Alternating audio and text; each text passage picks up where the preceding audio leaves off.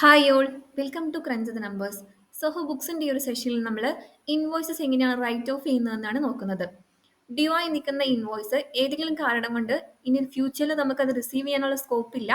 അതുകൊണ്ട് നമ്മൾ ആ ഇൻവോയ്സിൻ്റെ എമൗണ്ട് ബാഡ് ഡെപ്റ്റ് ആയിട്ട് പ്രിയാൻഡിലേക്ക് റൈറ്റ് ഓഫ് ചെയ്യുന്ന സിറ്റുവേഷൻ വന്നിട്ടുണ്ടെങ്കിൽ എങ്ങനെയാണ് സോഹോ ബുക്സിൽ നമ്മളത് ചെയ്യുന്നതെന്നാണ് നോക്കുന്നത്.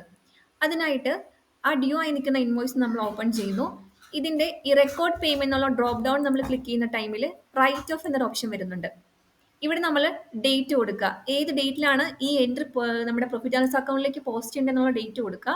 അതിനുശേഷം ഇതിന്റെ റീസണും കൊടുക്കുക. ഇപ്പോൾ റീസൺ ആയിട്ട് ഞാൻ ബാഡ് ഡെപ്റ്റ് എന്നാണ് കൊടുക്കുന്നത്, ദെൻ റൈറ്റ് ഓഫ് എന്നുള്ളത് കൊടുക്കുന്നു. ആ സമയത്ത് ആ ഇൻവോയ്സിന്റെ സ്റ്റാറ്റസ് ഓട്ടോമാറ്റിക് ആയിട്ട് പെയ്ഡ് ആയി മാറുകയും ചെയ്യും. അതിന് ജേർണൽ എൻട്രി പോസ്റ്റ് ആവുകയും ചെയ്യുന്നുണ്ട്. ബാഡ് ഡെപ്റ്റ് എന്നുള്ള അക്കൗണ്ടിനെ ഡെബിറ്റ് ചെയ്തിട്ട് അതിന്റെ പോലെ തന്നെ നമ്മുടെ അക്കൗണ്ട് റിസീവബിൾ എന്നുള്ള അക്കൗണ്ടിനെ ക്രെഡിറ്റ് ചെയ്യുന്നുണ്ട്. ഇതാണ് നമ്മളിപ്പോൾ റൈറ്റ് ഓഫ് ഇതിന്റെ എൻട്രി പോസ്റ്റ് അയക്കുന്നത്. ഈ ലാസ്റ്റ് വന്നിരിക്കുന്ന രണ്ട് എൻട്രീസ് ആണ്, bad ഡെപ്റ്റ് account ഡെപ്റ്റ് to account receivable. ഇതേ ഒരു എൻട്രി നമ്മുടെ പ്രോഫിറ്റ് ആൻഡ് ലോസ് അക്കൗണ്ടിലേക്ക് എങ്ങനെയാണ് പോസ്റ്റ് അയക്കുന്നതും കൂടെ ഞാൻ നോക്കാം. ഇതിൽ കാണുന്നുണ്ടല്ലോ, ബാഡ് ഡെപ്റ്റ് എന്ന് പറഞ്ഞിട്ട് ഒരു 1750 നമുക്ക് ഇതിലേക്ക് പോസ്റ്റ് ആയിട്ടുണ്ട്. ഇത് നമ്മൾ റൈറ്റ് ഓഫ് ചെയ്ത ആ ഒരു എമൗണ്ട് ആണ്.